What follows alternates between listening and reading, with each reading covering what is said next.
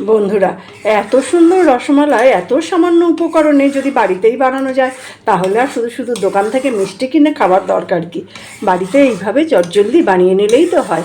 আর এই উপকরণগুলো তো সব সময় বাড়িতেই থাকে, আলাদাভাবে তো কিছু কেনার দরকারই নেই। তাই আমি আপনাদের অনুরোধ করব, আমার রেসিপিটা ফলো করে একবার বাড়িতে বানিয়ে দেখবেন। বাড়িতে বানালে কেমন হয়েছে জানাবেন, ভালো লাগলে একটা লাইক দেবেন। নমস্কার বন্ধুরা, সংসার রীতিকথায় সবাইকে স্বাগত জানিয়ে আমি তনুশ্রী চলে এসেছি নতুন একটা রেসিপি নিয়ে। হঠাৎ করে যদি মিষ্টি খাওয়ার ইচ্ছা হয়, অথচ ফ্রিজে একটাও মিষ্টি নেই, তখন আমরা কি করব? ইচ্ছাটা কি পূরণ করব না? আর বাজার থেকে কিনে আনারও সময় নেই, বাড়িতে হয়তো কেউ নেই। সেই সময় চটজলদি বাড়িতে কিভাবে মিষ্টি বানিয়ে নেওয়া যায় সেটাই আজ আপনাদের দেখাবো। চলুন সঙ্গে থাকুন, দেখতে থাকুন। প্রথমে আমি এখানে একটা কড়াই বসিয়ে দিয়েছি, আর কড়াইয়ে আমি দিয়ে দিলাম 1 কাপ দুধ। দুধটা আমি আগে থেকে জাল দিয়ে রেখেছিলাম। আর আমি এখানে নিয়েছি 5 পিস পাউরুটি, যে স্লাইস ব্রেডগুলো আমরা খাই, সেই 5 পিস পাউরুটি এখানে নিয়েছি। এবার আমি পাউরুটিগুলো এইভাবে হাতে করে ছিঁড়ে ছিঁড়ে দুধের মধ্যে দিয়ে দিচ্ছি। 5 পিস পাউরুটি আমি এরকমভাবে টুকরো করে করে দিয়ে দিচ্ছি।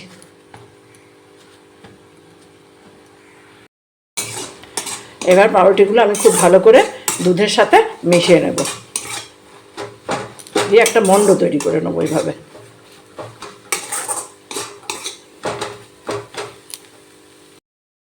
একটু ভালো করে এটা নেড়ে নেড়ে করতে হবে, যাতে তলায় না লেগে যায়। এইভাবে একদম পুরো এটাকে কিন্তু সাথে মিশিয়ে দিতে হবে দুধের সাথে, একটুও যেন দানা দানা না থাকে।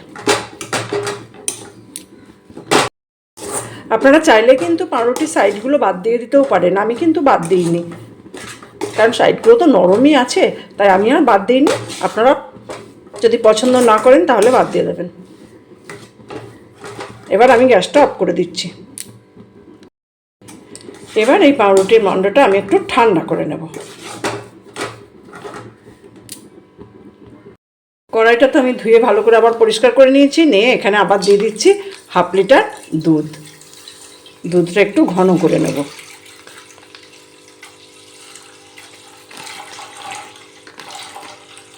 এখানে আমি দিয়ে দিলাম 1/2 লিটার দুধ। এবার দুধটাকে একটু জাল দিয়ে ঘন করব। পাউরুটির মণ্ডটা তো ঠান্ডা হয়ে গেছে। এবার আমি এখানে দিয়ে দিচ্ছি 2 চামচ ময়দা। বেশি ময়দা দেওয়ার কিন্তু দরকার নেই, বেশি ময়দা দিলে ভালো লাগবে না। দিচ্ছি 2 চামচ ময়দা, যাতে বাইন্ডিংটা ঠিক হয়, সেই জন্য এইটুকুনি ময়দাই কিন্তু আমি দিলাম। এবার ভালো করে হাতে করে মেখে নেব। এটা খুব নরমও হবে না, খুব শক্তও হয়ে যাবে না, যে যাতে মাখাটা ঠিক মতন যায়, সেই জন্যই কিন্তু আমি ময়দাটা মেশালাম। এই যে এরকমভাবে মেখে নেব। মণ্ডটা তো আমি ভালো করে মেখে নিয়েছি 2 চামচ ময়দা দিয়ে, এই যে এরকম হয়েছে। এবার আমি হাতে একটু ঘি নিয়েছি, তারপর এই মণ্ডটা থেকে একটু একটু করে নিয়ে এইভাবে গোল গোল করে করে নেব। ঘিটা নিলাম যাতে গাটা একদম প্লেন হয়, সেই জন্য এরকম গোল গোল করে করে নেব। আবার একটু নিয়ে এইভাবে গোল গোল করে করে নেব। এইভাবে আমি সবগুলো পাকিয়ে নেব। 5 পিস পাউরুটি নিয়েছিলাম, যে মণ্ডটা করেছিলাম, এই যে এতগুলো হয়েছে। এখানে আমি একটা কাপের মধ্যে এই চামচটার 2 চামচ গুঁড়ো দুধ নিয়েছি। বা দুধটা যে ঘন করতে দিয়েছিলাম, সেখান থেকে একটা হাতায় করে 2 হাতা দুধ আমি এখানে তুলে নিলাম, দিয়ে এটা ভালো করে গুলে নেব। এটা কিন্তু এখন মেশাবো না, এটা পরে মেশাবো। এটা আমি গুলে রেখে দিচ্ছি। দুধটা তো বেশ অনেকটাই ঘন হয়ে গেছে। এবার আমি দুধের মধ্যে দিয়ে দিচ্ছি 1 বাটি বাতাসা। আপনারা চাইলে কিন্তু এখানে চিনির ব্যবহারও করতে পারেন। আমার বাতাসাটা ভালো লাগে, এই গুড়ের বাতাসাটা দিয়ে দিলাম, যাতে কালারটাও একটু লালচে লালচে হবে আর টেস্টটাও ভালো হবে, সেই জন্য বাতাসা দিলাম। চিনি দিলেও কোনো অসুবিধা নেই। এবার যে পাউরুটির বলগুলো করে রেখেছিলাম দুধের মধ্যে দিয়ে দিচ্ছি। দুধটা তো বেশ ঘন হয়েই গেছে। এরপর এই বলগুলো সব দিয়ে দিচ্ছি।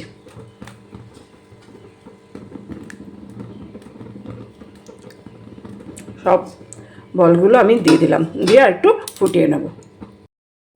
এবার আমি একটা ছোট এলাচ ফাটিয়ে নিয়ে দিয়ে দিলাম, যাতে স্মেলটা একটু সুন্দর হয়। এবার আমি যে গুঁড়ো দুধটা গুলে রেখেছিলাম সেটা উপর থেকে এরকম দিয়ে দিলাম, পুরো মালাই মনে হবে, একদম দারুণ খেতে লাগে এটা। এবার আমি গ্যাসটা অফ করে দিচ্ছি, কারণ এটা তো ঘন হয়ে গেছে, এটা ঠান্ডা হলে কিন্তু আর একটু টেনে যাবে, সেই জন্য আমি গ্যাসটা অফ করে দিয়ে দেখাচ্ছি।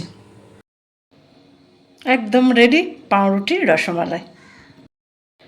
দেখলেন কত কম সময় লাগলো, অথচ কত সুন্দর দেখতে হয়েছে, খেতে কিন্তু দুর্দান্ত স্বাদ হয় আর এত সফট হয় যে একবার না খেলে বুঝতে পারবেন না। আমি মুখে যতই বলি না কেন, একবার বাড়িতে বানিয়ে খেয়ে দেখলে বুঝতে পারবেন যে জিনিসটা সত্যিই কত সুন্দর হয়।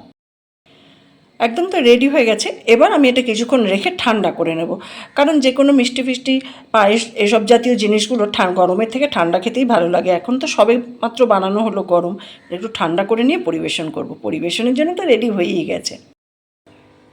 দেখুন কত সুন্দর দেখতে লাগছে। এই মিষ্টিটা বানানোর পর আর কি ইচ্ছা হবে যে বাজার থেকে মিষ্টি কিনে এনে খাই?